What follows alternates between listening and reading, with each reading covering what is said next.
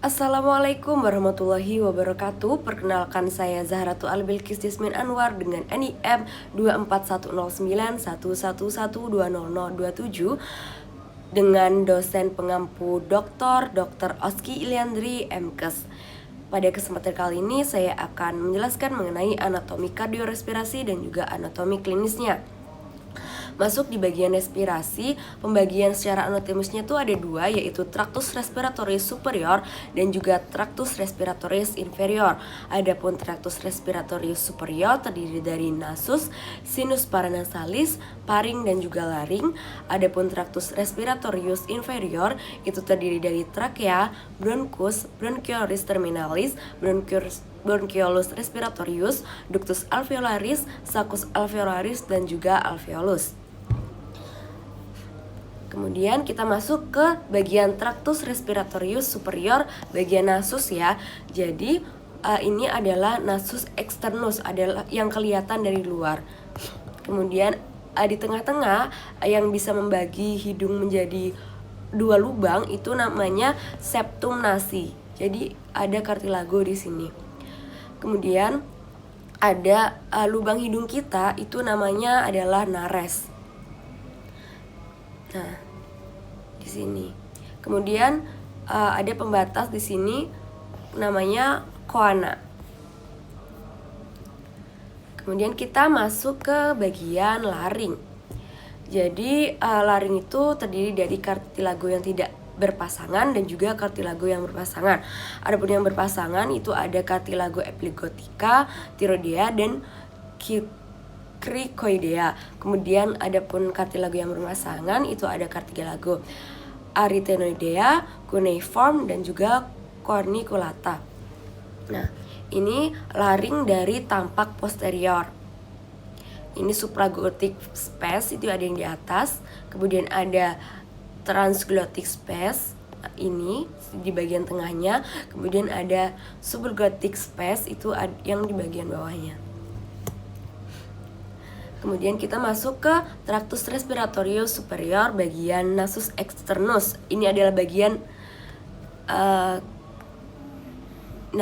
ini ada yang namanya bagian ini adalah cartilago alaris majores.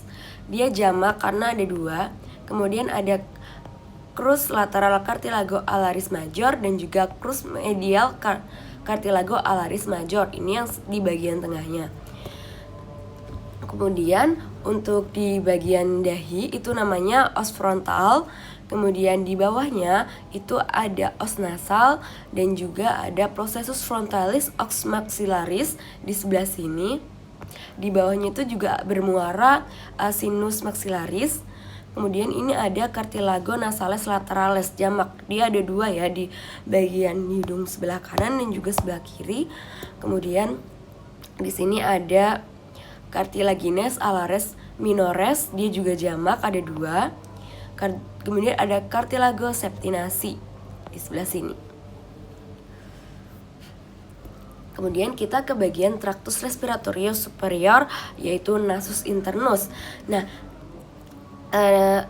ini terdiri dari beberapa konka ya, konka. Ini namanya konka. Nah, yang bagian atas ini seperti namanya bagian atas, jadi konka nasalis superior, bawahnya konka nasalis media, dan bawahnya lagi ada konka nasalis inferior. Kemudian bagian yang ada serabut ada bulu-bulu hidungnya yang biasanya berguna untuk melembabkan area hidung gitu ya. Bisa untuk menyaring udara yang masuk juga, itu namanya adalah vestibulum nasi, tempat masuk pertama kali udara. Kemudian di bawahnya si konka itu juga ada suatu namanya itu adalah meatus. Kalau yang di bawahnya konka meatus, konka nasalis superior itu seperti konkanya, dia mengikuti aja namanya, yaitu meatus nasi superior. Di bawahnya ada meatus nasi medius dan di bawahnya lagi ada meatus nasi inferius. Kemudian ada paring atau batas ya di sini. Nah, ini tadi yang sudah kita bahas sebelumnya, yaitu konka antara vestibulum nasi yang ada di depan tadi. Nah, itu ada suatu suatu pembatas gitu antara nasus dan juga nasofaring yang dinamakan dengan konka. Ini yang dibahas sebelum ini tadi. Kemudian kita bahas pembatas-pembatasnya dulu ya. Nah, ada pembatas nasofaring dan juga nasus itu namanya konka. Kemudian dari orofaring ke mulut itu namanya ada isthmus faucium. Kemudian dia itu letaknya setinggi dengan epiglottis di sini. Kemudian ada pembatas laryngofaring ke laring, namanya itu aditus laryngis. Aditus laryngis itu ada di sini. Biasanya dia juga tidak terlihat kalau ada di preparat ya.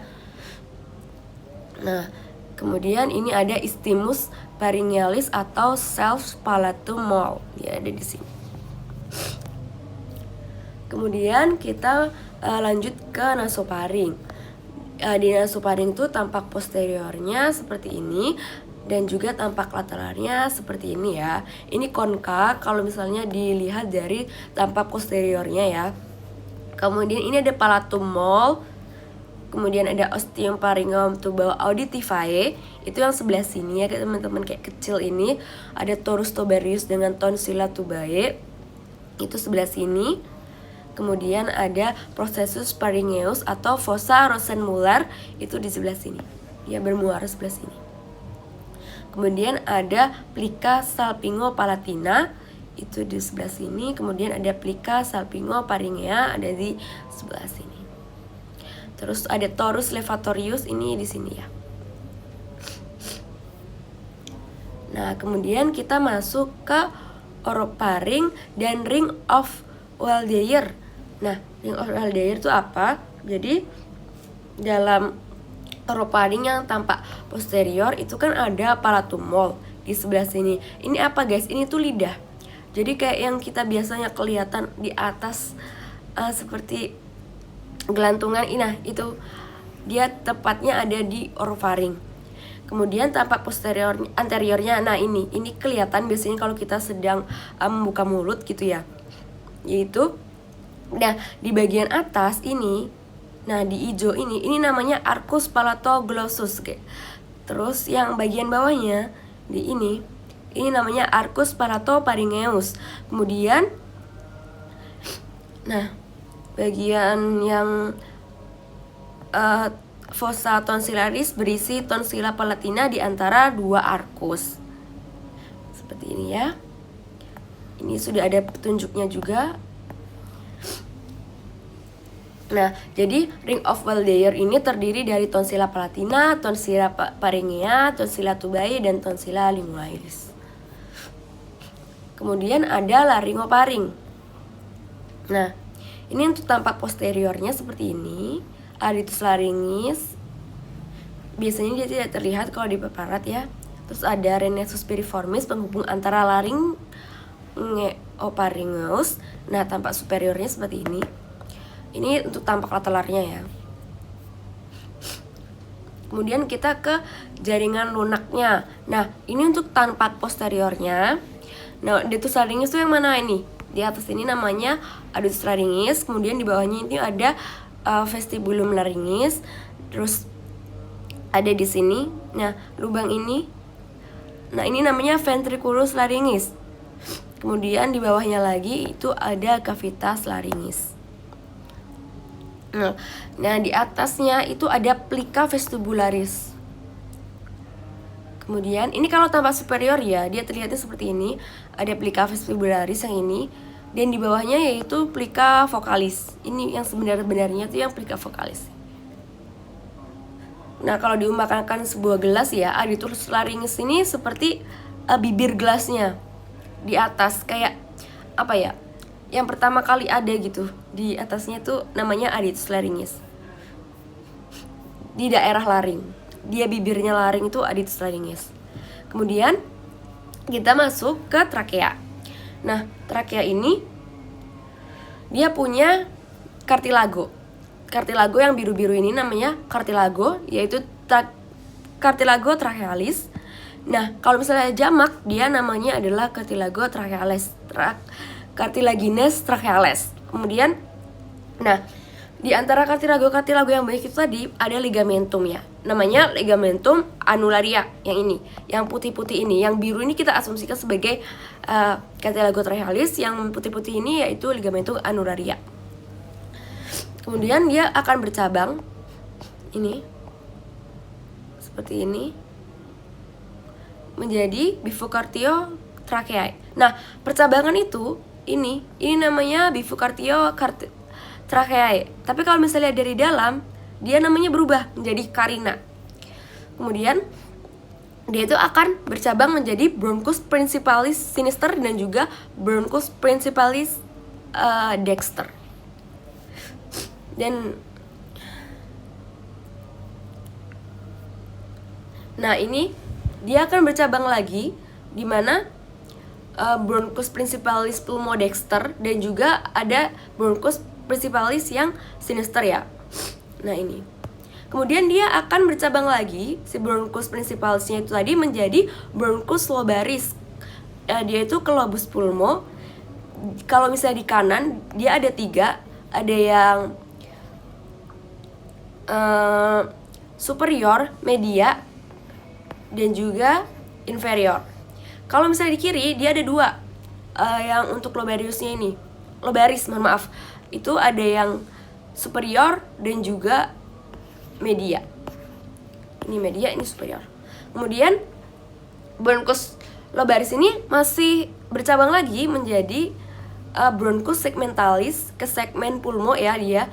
Nah, 10 di kanan dan juga ada 8 di kiri. Nah, ini bisa dilihat dia banyak banget percabangannya. Kemudian kita masuk ke pulmo.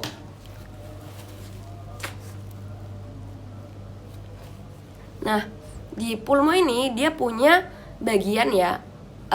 Di antaranya itu ada apex pulmo, basis, facies medialis, facies diaphragmatica, facies costalis juga. Nah, apex pulmo yang mana? Pastinya apex pulmo yang atas ini. Namanya apex berarti dia ujung paling atas ya. Kemudian basis berarti di bawah. Dia ada di sini, di daerah sini. Bukan di belah sini ya. Ini namanya facies kalau sebelah sini. Nah, ini. Kemudian facies costalis di sebelah sini. Dia ini bakal dia berhimpitan dengan costa nantinya. Kemudian untuk facies mediastinalis di sebelah sini. Kemudian costalis.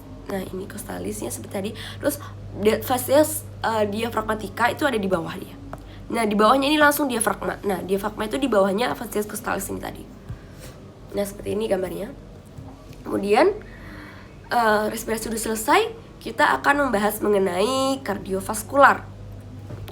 Jadi kardiovaskular itu dibagi menjadi 2, yaitu kardio dan juga vaskular. Kardio itu apa? Kardio itu adalah sebagai pompanya gitu ya. Nah, kalau vaskular itu sebagai pembuluh darah atau sebagai selang air. Kalau diasumsikan selangnya, kalau kardio ini pompanya gitu ya, jantungnya gitu. Nah, kita harus mengetahui dulu aliran sirkulasi yang ada di dalam tubuh. Itu ada aliran sirkulasi sistemik dan juga pulmonal. Kalau sistemik dia itu dimulai dari ventrikel kiri dan berakhir di atrium kanan. Kalau pulmonal itu dimulai dari ventrikel kanan berakhir di atrium kiri. Nah, ini ya, darah dari seluruh tubuh ini ada di sini. Kemudian teralirkan dia ke arteri pulmonalis. Kemudian dia akan bermuara di kapiler atau paru. Di sini dia akan mengalami pertukaran gas antara oksigen dan juga karbon dioksida. Kemudian dia akan kembali ke sini. Nah, kemudian melalui vena pulmonalis, kemudian masuk ke atrium sinister, kemudian masuk ke ventriculus sinister, dan kemudian dia akan masuk ke aorta. Untuk apa dia? Nah, untuk dialirkan ke seluruh tubuh gitu ya. Melalui apa? Melalui arteri, kemudian atriol dan kapiler jaringan, venula, vena, vena cava, kemudian dia masuk lagi ke atrium dexter dan juga ventriculus dextrum, dan dia akan terus berulang seperti itu di sepanjang hidup kita, sepanjang hayat hidup akan terus berulang seperti itu terus. Nah, untuk lokasinya sendiri, jantung ini ada batas-batasnya ya. Kalau di batas atasnya itu ada di vertebra thoraca 4, atau dia tuh ada di angulus ludovici. Kalau batas kirinya tuh ada di linea parastenalis dan juga linea clavicularis. Untuk batas bawahnya itu ada di diafragma. Batas kanannya itu ada di 2 cm dari linea sternalis. Nih, ini bayangannya seperti ini ya. Nah, untuk tampak anterior dan posteriornya, gimana bedainnya? Gampang. Jadi kalau misalnya anterior, dia itu bakal ada ini. Nah, aorta yang gede ini. Dia langsung nembus ke atas. Nah, kalau misalnya posterior, ini ada ini. Ada saluran-saluran ini, 4 ini. Nah, ini tampak posteriornya. Kemudian jantung itu memiliki 4 ruang ya, yaitu ada 2 serambi atau atrium ya sekarang kita nyebutnya, dan juga 2 bilik atau ventriculus kalau sekarang ya. Dulu kita waktu SMA mungkin sempat belajar atrium itu serambi, ventriculus itu bilik, tapi sekarang beda ya, kita sudah kuliah jadi kita mulai membiasakan kalau serambi itu atrium, kalau bilik itu ventriculus. Nah, dia itu atrium dextrum itu ada di sini. Nah, di bawahnya atrium dextrum itu ada ventriculus dexter.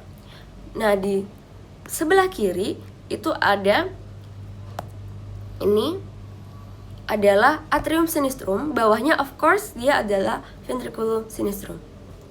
Untuk katup jantung sendiri itu ada 2 juga, yaitu katup atrioventrikular dan juga katup semimeluraris.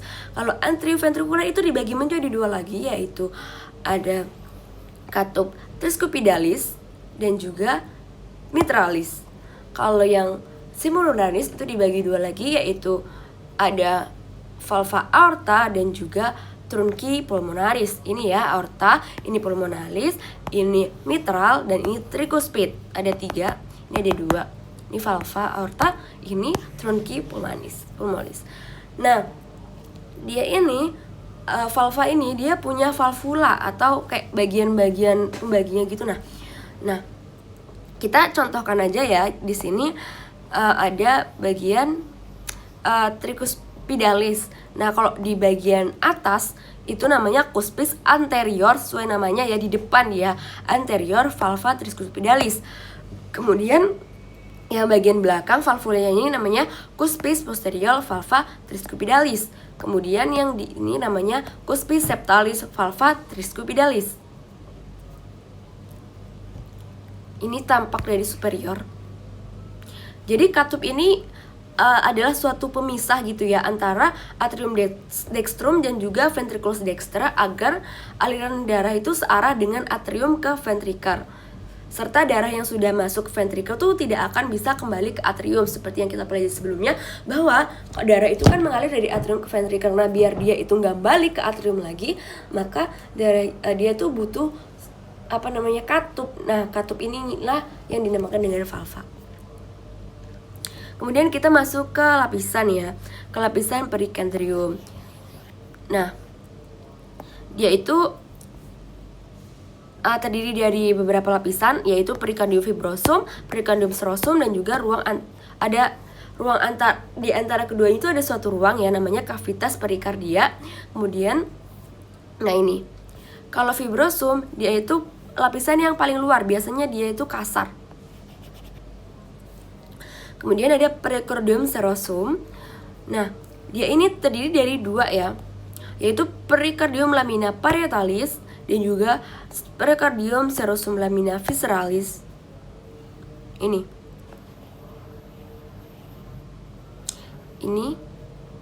dan juga ini fibrosum yang ini seros. Ini seros yang visceral, ini yang parietal ini yang visceral, itu yang paling dekat jantung. Nah, di antara parietal dan juga visceral itu ada suatu perikardial cavity ya di sini nih. Kayak suatu ruangan gitu. Baru dia di sini miokardium dan disusul dengan endokardium. Kemudian kita masuk ke lobus dan juga visura. Nah, di sini ada lobus superior pulmodexter dan juga lobus superior pulmosinister. Nah, kalau misalnya dexter, dia ini ada terbagi menjadi 3 ya. Nah, garis yang ada di sini dia melintas dari sini ke sini, ini namanya visura horizontalis. Kalau yang dari atas ke bawah ini namanya visura obliqua. Nah, untuk parts-partsnya apa aja? Nah, ini ada lobus superior pulmodexter, yang ini superior. Kemudian ada lobus media pulmodexter, nih bagian tengahnya ya berarti. Kemudian bawahnya, bagian bawah ada lobus inferior pulmodexter. Jadi namanya tuh menyesuaikan aja ya. Nah, begitupun dengan yang kiri ya. Garis yang melintang dari atas ke bawah ini namanya visura obliqua. Kemudian yang atas ini partsnya namanya lobus superior pulmodexter, yang bawahnya lobus inferior pulmodexter.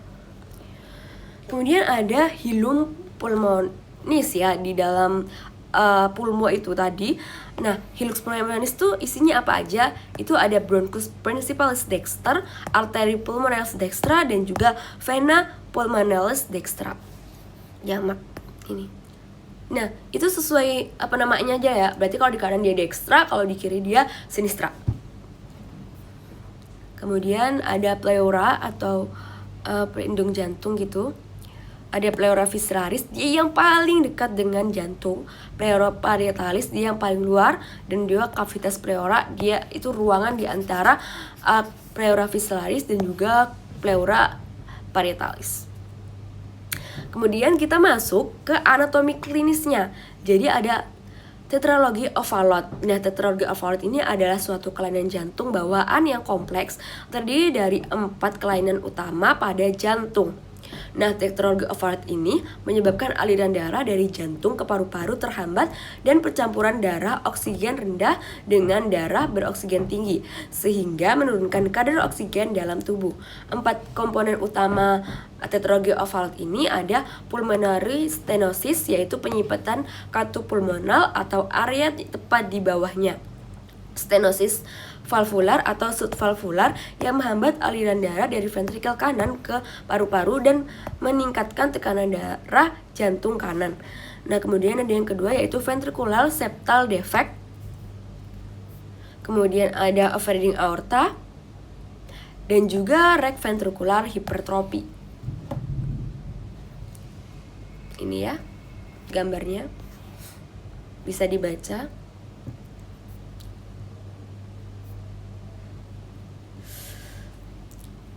Nah, ini aku jelasin aja ya. Jadi kalau ventricular septal defect itu lubang pada septum ventrikel ini kemungkinan bercampur darah dan oksigen dari ventrikel kiri dengan darah oksigen dari ventrikel kanan. Kalau overriding aorta ini posisi aortanya bergeser ke kanan dan terletak lurus di atas VSD, sehingga penerimaan darah dari kedua ventrikel menyebabkan darah bercampur antara darah beroksigen dan juga darah dengan non-oksigen. Kemudian right ventricular hypertrophy yaitu penebalan ventrikel kanan akibat peningkatan tekanan yang terus menerus karena stenosis paru, karena dia itu bebannya bertambah maka dia itu menjadi tebal ya kompensasinya. Nah, ini gambarnya. Kemudian kita masuk ke klinis yang kedua yaitu patent ductus arteriosus. Jadi itu merupakan suatu kelainan bawaan di mana ductus arteriosus gagal menutup setelah lahir. Nah, ductus arteriosus ini harusnya dia menutup setelah lahir, tapi dia ini gagal gitu. Nah ada di sini. Nah, hal ini tuh dapat menyebabkan hiperemia paru, beban berlebih pada jantung kiri, dan gejala napas cepat, kelelahan, serta murmur jantung khas. Kemudian yang terakhir yaitu ectopia cordis, yaitu sesuatu kelainan langka di mana jantung ini berada di luar rongga dada. Nah, seperti ini ya. Jadi dia kayak tumbuhnya tuh di luar gitu. Nah, ini disebabkan oleh kegagalan dinding dada dan sternum untuk menutup sempurna pada saat perkembangan janin. Kayak kostanya mungkin nggak ada ya, jadi dia keluar. Nah, biasanya jantung ini tampak menonjol di luar pada saat lahir, seringkali disertai kelainan lain seperti defek dinding perut atau kelainan jantung bawaan. Nah, sekian yang dapat saya sampaikan. Wassalamualaikum warahmatullahi wabarakatuh.